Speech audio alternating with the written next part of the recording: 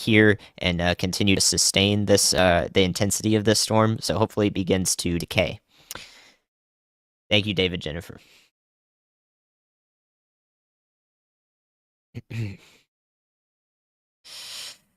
Right, doing the best I can to continue watching this storm. It does look like this will be the one over the next hour of that we'll be concerned with.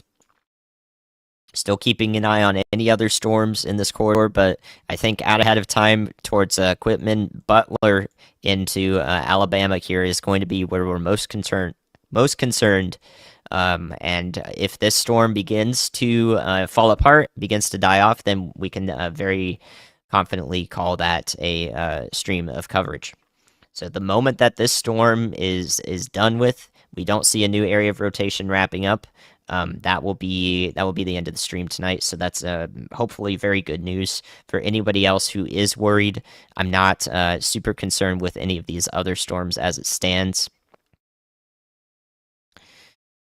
So this is going to be to watch.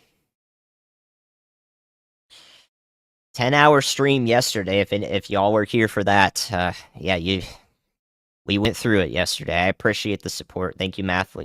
Thank you, Matthew, and thank you, David.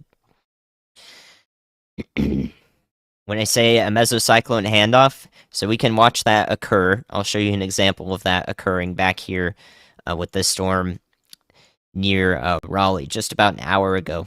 So you can see right here, if you look closely, this area began to produce a tornado that then moved off to the north here. So this was about an hour ago, closer to Raleigh, Mississippi.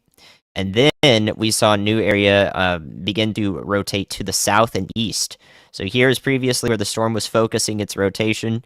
And then we have what's called a mesocyclone handoff. So the rotating part of the storm moves off to the south and east. The tornado disconnects from the rotating part of the storm and moves off on its own, and that's called an occlusion or deviant motion.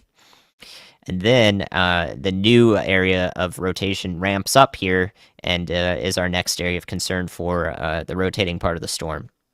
So that's a cycle that we saw happen multiple times with this supercell in particular.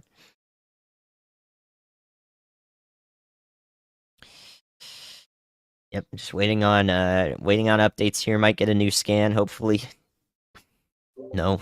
Yeah, I know I'm being quiet over here too, but I mean the good news is that we don't have a ton of news coming out of this. I mean, we're hoping it stays that way too. We don't have comms, but I'm trying to keep my eye on this in any other way that I can, and just not getting anything from it so far. Just kind of scouring through Twitter and stuff too, but nothing yet. Always good news. Yeah. Always good news. So we're going to see that next scan there, and then here's what I'm going to do is if this next frame of data comes through and doesn't look as concerning, there we go.